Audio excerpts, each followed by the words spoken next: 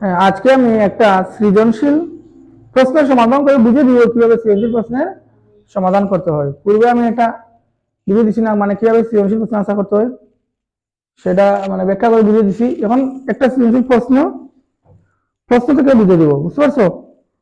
আমি সপ্তম শ্রেণীর একটা গল্পটার নাম কি? গল্পটার নাম কি? পিতৃপুরুষের গল্প। এই গল্প থেকে আমি অনুশীলনের 1 নম্বর প্রশ্ন, একটা প্রশ্নই আছে, সেই প্রশ্নটি বুঝিয়ে দিচ্ছি কিভাবে সৃজনশীল প্রশ্নের সমাধান করতে হয়। তো প্রথমে উদ্দীপকটা বলতেছি। কি বলছে? সপ্তম শ্রেণী শিক্ষার্থী প্রিয়তি বাবা মায়ের সঙ্গে প্রথমবারের মতো ঢাকায় বেড়াতে এসেছে। 21শে বাড়িতে বাবা মা ওকে নিয়ে যায় কেন্দ্রীয় শহীদ মিনারে। বাবা মায়ের সাথে সেও ফুল দিয়ে শহীদদের প্রতি শ্রদ্ধা জানায়। বাবার কাছে বাসা শহীদদের আত্মত্যাগের কথা শুনে গর্বে মনটা ভরে ওঠে প্রিয়তির। বুঝতে পারছো? তো তোমার গল্পটা কোন বিষয়ে লেখা আছে? তোমার এই পাঠ্য বইয়ের পিতৃপুরুষের গল্প, এটা কোন বিষয়ে? বাসা শহীদদের প্রতি সম্পর্ক বা বাসা শহীদদের প্রতি কার অন্তর যে ভালোবাসা, অন্তর যে বাসা শহীদদের প্রতি সম্মান শ্রদ্ধাবোধ, সেটা তো ব্যাখ্যা করা আছে। তো সেই রকম একটা ঘটনা এখানে তুলে ধরা আছে না আংশিক? আচ্ছা, তো আমরা এটা অনুশীলনী 1 নম্বর প্রশ্ন না, আমরা লিখি 1 নম্বর প্রশ্ন উত্তর লেখা। আবার কি লিখি আমরা? কোন উত্তর লিখি না? কোন উত্তর। কোন নম্বরে কি বলছে? 1971 সালে কাজল মামা কোথায় পড়তো? 1971 সালে কাজল মামা ঢাকা বিশ্ববিদ্যালয়ে পড়তো। এই প্রশ্নটার উত্তর কি আমরা উদ্দীপকের সাথে সম্পর্ক আছে নাকি? রিলেটেড আছে না? এটা তোমার প্যাসেজ থেকে, পাঠ থেকে একটা তথ্য, সরাসরি তথ্য থেকে প্রশ্ন করবে। তোমার লিখে দেবে 1971 সালে কাজল মামা ঢাকা বিশ্ববিদ্যালয়ে পড়তো, ঠিক আছে না? তারপর খ নম্বরে কি? খ উত্তর। খ খ কি উদ্দীপকের সাথে সম্পর্ক নাকি? এটাও কারণ আমি বলছিলাম পুরো ভিডিওতে যে এটা তোমার পাঠ্য বইয়ের যে কোনো একটা অংশ, যে কোনো একটা বিষয় ব্যাখ্যা চাইতে পারে, এর বিষয়ে তোমার কাছে আনসার চাইতে পারে। তুমি কটা স্টেপে ব্যাখ্যা করবা? প্রথমে ডেফিনেশন লিখলা, তারপরে ব্যাখ্যাটা করলা। চাইলে কোনো স্পেস না দিয়ে লিখতে পারো। কি বলছো? যুদ্ধ আর মুক্তিযুদ্ধের মধ্যে অনেক তফাৎ, উত্তরটি বুঝিয়ে দেখো। বলছে না ব্যাখ্যা করার জন্য? এটা যুদ্ধের সাথে সম্পর্ক নাকি? না। তো যুদ্ধ আর মুক্তিযুদ্ধের মধ্যে অনেক তফাৎ, তো এটা তুমি ব্যাখ্যা করতে পারবে না। আমার পাঠ্য বই পড়েছো, যেমন যুদ্ধ আর মুক্তিযুদ্ধ দুটি শব্দ কাছাকাছি হলেও কি বলতে পারো, এদের অনেক তফাৎ রয়েছে। যুদ্ধ সংগঠিত বাজার, যুদ্ধ সংগঠিত কি রাজায় রাজায়, এক দেশের যুদ্ধ অন্য দেশের, মানুষের লোভ লালসাই এখানে মুখ্য। কিন্তু মুক্তিযুদ্ধ হয় কি স্বাধীনতার জন্য, এটি জাতি হিসেবে বেঁচে থাকার জন্য, সব অন্যায় অত্যাচার আর শৃঙ্খল থেকে মুক্ত হওয়ার জন্য মুক্তিযুদ্ধ হয়। এখানে যুদ্ধ আর মুক্তিযুদ্ধের পার্থক্য। যুদ্ধ মানে কি? যখন রাজায় রাজায়, বড় প্রেসিডেন্টে আমেরিকা, তারপর ইয়ার লাগছে না, পাকিস্তান ভারতে লাগে না, হ্যাঁ, রাশিয়া ইউক্রেনে লাগে না, এটা রাজায় রাজায় যুদ্ধ। এখানে কি কেউ শিকড়বদ্ধ ছিল নাকি?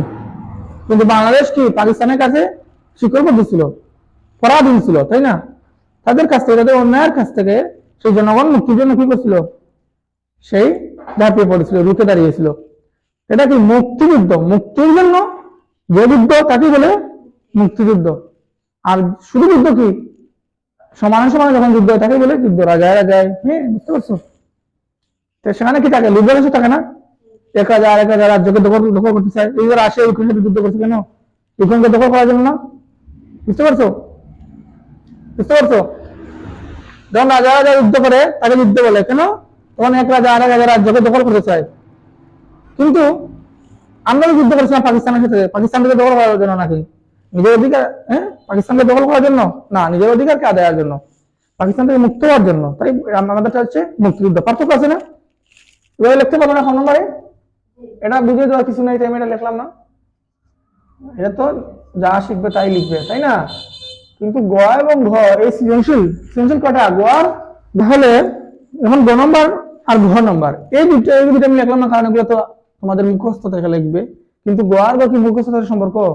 এগুলো সৃজনশীলতার সাথে সম্পর্ক। এটা অনেকে বুঝে না, এটা বোঝানোর জন্য আমার আজকে এই ভিডিও। তো আমি গ নম্বর বুঝে দিব। গ নম্বর দেখতে কি বলছে?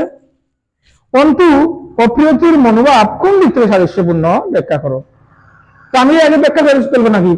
না, গ নম্বর কটা স্টেপে লিখবো বলছি? আমরা বলছিলাম গ নম্বরের নাম কি? প্রয়োগ।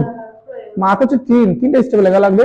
তো প্রথমে ব্যাখ্যা করা শুরু করবো নাকি নাকি প্রথমে উদ্দীপক লেখা শুরু করবো? না, প্রথমে আমাদের যেটা প্রশ্ন হচ্ছে সেটাই ডিরেক্টলি উত্তর দিব। অন্তু ও প্রিয়তির মনোভাব কোন দিক থেকে সাদৃশ্যপূর্ণ, আমরা সেইটাই আগে লিখতে হবে, তাই না? তো দেখো তো তোমার উদ্দীপকে একটা অংশ আছে কি, 4-5টা লাইনে কি বলছে? প্রিয়তির সেই উদ্দীপকটা পরে আমরা কি বুঝতে পারছি? প্রিয়তির কি? তার শহীদদের প্রতি এটা ভালোবাসা না, শ্রদ্ধা বোধ না? তোমার পাঠ্য বললো অন্তু কি করছিল? অন্তুর এরকম কিছু আসলো না? সে শহীদদের প্রতি ভালোবাসা, মামার কাছ থেকে শহীদদের বিষয়ে জানতে চাইছে, শহীদদের বিষয়ে মানে বিস্তারিত মামার কাছে জানতে চাইছে, তার শহীদদের প্রতি একটা ভালোবাসা তৈরি হয়েছে, সেও শহীদ মিনারে গিয়েছে ফুল দেওয়ার জন্য, এটা শ্রদ্ধাবোধ তার ছিল না? হ্যাঁ, অন্তুকে তোমার পাঠ্য বই অন্তু না, আর প্রিয়তি কি? এই উদ্দীপকের। অন্তু প্রিয়তির মনোভাব কোন দিক থেকে সাদৃশ্যপূর্ণ, তাই না? প্রিয়তি এখানে কি শহীদের প্রতি শ্রদ্ধা বোধের জন্যই তাদের শহীদ মিনারে গেছে কি করতে? শ্রদ্ধা জানাতে, মানে ফুল দিতে। আর অন্যদিকে তোমার পাঠ্য বইয়ের কি? পাঠ্য বইয়ের অন্তু, হ্যাঁ, সে কি শ্রদ্ধা বোধ থেকে গেছে শহীদ মিনারে ফুল দিতে। এখানে প্রিয়তি কি শ্রদ্ধা বোধ থেকে গেছে ফুল দিতে। যখন আমরা শহীদ মিনারে ফুল দিই শ্রদ্ধা জানাই না? তো কোন দিক মিল আছে? অন্তু ও প্রিয়তির মনোভাব কোন দিক থেকে সাদৃশ্যপূর্ণ? সাদৃশ্য মানে কি? মিল। আর বৈসাদৃশ্য মানে অমিল বা পার্থক্য। আমাদের বৈসাদৃশ্য বলছে নাকি সাদৃশ্য বলছে? শ্রদ্ধাবোধ থেকে মিল আছে না? আমাদের প্রশ্ন কি বলছে? অন্তু প্রিয়তির মনোভাব কোন দিক থেকে সাদৃশ্যপূর্ণ, আমরা কি লিখবো? অন্তু ও প্রিয়তির মনোভাব, অন্তু ও প্রিয়তির মনোভাব কোন দিক থেকে সাদৃশ্যপূর্ণ, আমরা লিখবো অন্তু ও প্রিয়তির মনোভাব কি? শ্রদ্ধাবোধের দিক থেকে সাদৃশ্যপূর্ণ, ঠিক আছে না? শ্রদ্ধাবোধের শব্দটা, শ্রদ্ধাবোধের কি দিক থেকে সাদৃশ্যপূর্ণ, বুঝতে পারছো না কি বলছিল আমাদের? অন্তু ও প্রিয়তির মনোভাব কোন দিক থেকে সাদৃশ্যপূর্ণ, ঠিক আছে না? অন্তু ও প্রিয়তির মনোভাব কি কোন দিক থেকে সাদৃশ্যপূর্ণ, আমরা কি লিখছি? অন্তু ও প্রিয়তির মনোভাব শ্রদ্ধাবোধের দিক থেকে সাদৃশ্যপূর্ণ। তো প্রথমে আমরা বলছিলাম 3টা স্টেপে লিখবো। প্রথম স্টেপ হয়েছে, এখন একটু স্পেস রাখছি একটু ফাঁকা, এটা কি লিখবো? এখন বলবো, ব্যাখ্যা করব, মানে শহীদদের প্রতি কেন শ্রদ্ধাবোধ, শহীদরা কি করছিল। আমরা লিখবো শহীদরা আমাদের দেশের জন্য প্রাণ দিয়েছিল কি 1952 সালের ভাষা আন্দোলনে। তারা কি করেছিল? দেশের জন্য প্রাণ উৎসর্গ করেছিল 21শে ফেব্রুয়ারিতে, তাই না? 21শে ফেব্রুয়ারিতে। তারপর কি শহীদ মিনার মানে তো 21শে ফেব্রুয়ারি, মানে এর জন্য এটা স্মৃতিসৌধ।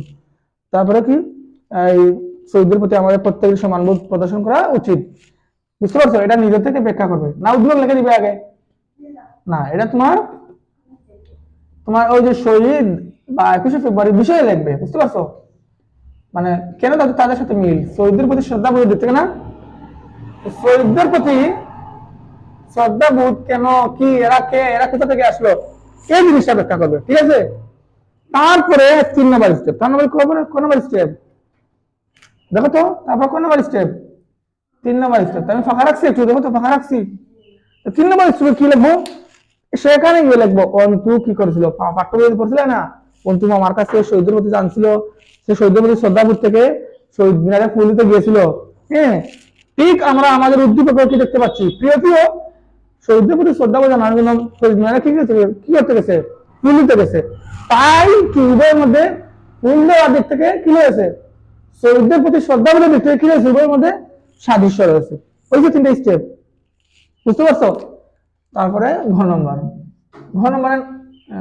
নাম কি? ঘ নম্বরের নাম কি বলতো? প্রয়োগ ও উচ্চতা দক্ষতা। ঘ নম্বর কটা স্টেপে লিখতে হয়? 4টা স্টেপে। যেমন ঘ নম্বর প্রথমে কি বলছে? উদ্দীপকের প্রতিফলিত দিকটি পৃথিবী গল্পের সম্পূর্ণ ভাবকে ধারণ করে না, উক্তির যথার্থ মূল্যায়ন করো। আচ্ছা, উদ্দীপকের শুধু 4টা 5টা লাইনে প্রিয়তিদের ফুল দিতে গেছে শহীদ মিনারে, সেটাই ব্যাখ্যা করা আছে। কিন্তু তোমার পাঠ্য বইয়ে কি অন্তিত মামার কাছ থেকে শুনেছিল শহীদ মিনার সম্পর্কে, মামার কাছ থেকে শুনেছিল শহীদদের সম্পর্কে, অন্তিম মামার কাছ থেকে শুনেছিল কি আর অনেক কিছু আছে না এখানে বিস্তারিত, এখানে কি সম্পূর্ণ আছে নাকি? তাই তাই তাই কি বলছে তারা উদ্দীপকের প্রতিফলিত দিকটি পিতৃপুরুষের গল্পের সম্পূর্ণ ভাবকে ধারণ করে না। উক্তিটি কি যথার্থ নাকি যথার্থ নয়? যথার্থ না যথার্থ, বুঝতে পারছো না? মন্তব্যটি যথার্থ, কারণ কি আমি তো আগে বললাম উদ্দীপকে মাত্র চার পাঁচটা লাইনই বলা আছে প্রিয়তি কি করেছিল, শহীদ মিনারকে ফুল দিয়েছিল, আর কিছু বলা আছে নাকি? সে মামার কাছ থেকে গল্প শুনেছে, শহীদ মিনারে শহীদদের সম্পর্কে বিস্তারিত শুনেছে, এরকম কিছু আছে নাকি? তোমার গল্পটা তো অনেক বড় ছিল, এখানে 4 লাইনে কি সম্পূর্ণ ভাবে ধারণ করা সম্ভব না। তো আমাদের কি বলছে উদ্দীপকের প্রতিনিধি দিকটি পিতৃপুরুষ গল্পের সম্পূর্ণ ভাবকে ধারণ করে না, এই লাইনটা আমরা আগে লিখবো না? গল্পের সম্পূর্ণ ভাবকে ধারণ করে না, উক্তিটি যথার্থ অথবা যথার্থ নয়, এটা আগে লিখতে হবে না? আর 2 নম্বরে এরকম প্রশ্ন আসবে উক্তিটি যথার্থ কিনা মূল্যায়ন করো, উক্তিটি সঠিক কিনা মূল্যায়ন করো, উক্তিটি পক্ষে তোমার মতামত দাও, উক্তিটি যৌক্তিক কিনা বিশ্লেষণ করো। তারপর প্রথমে কি লিখে দেবো? এই উক্তিটি কি, এই লাইনটা লিখে উদ্দীপক প্রতিনিধি গল্পের সম্পূর্ণ ভাবে ধারণ করে না, এই লাইনটা লিখে কি করবে? যদি বলে উক্তিটি কি যথার্থ, বলবো হ্যাঁ উক্তিটি যথার্থ। যদি বলে উক্তিটি কি সঠিক, বলবো হ্যাঁ উক্তিটি সঠিক। যদি বলে উক্তিটি কি আপনি সমাধান করেন, হ্যাঁ আমি সমাধান করি। যদি বলে উক্তিটি কি যৌক্তিক, বলবো হ্যাঁ আমি উক্তিটি যৌক্তিক অথবা যৌক্তিক নয় তোমার কাছে মনে হইলে এটাই সেটা লিখবে। তখন এটা কি আমরা না লিখে 100 লাইন লিখে লাভ আছে নাকি? না। তো দেখো কিভাবে লিখে 4টা স্টেপ। প্রথমে উদ্দীপক প্রতিফলিত পিতৃপুরুষ গল্পের সম্পূর্ণভাবে ধারণ করে না, উক্তির যথার্থ মূল্যায়ন করো। আমরা কি লিখবো? উদ্দীপক প্রতিফলিত দিকটি উদ্দীপকের প্রতিফলিত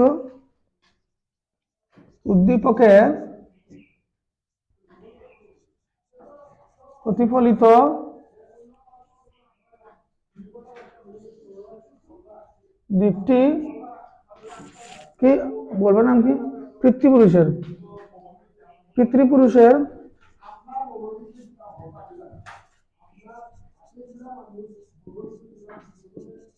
ঠিক আছে না? পিতৃপুরুষের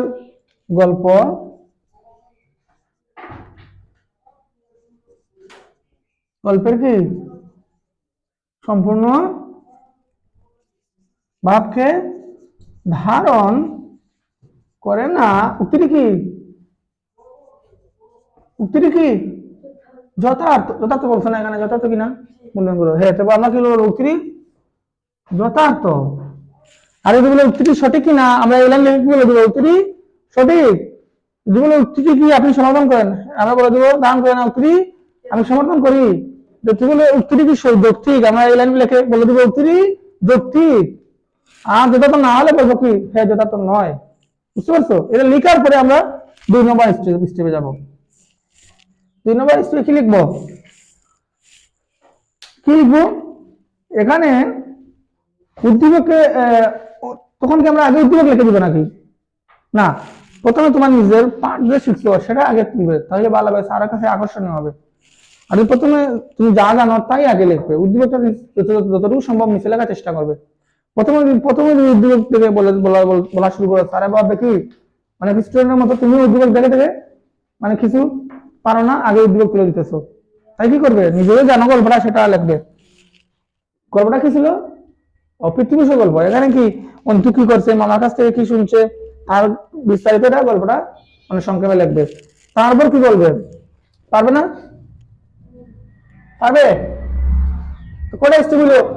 2টা স্টেপ।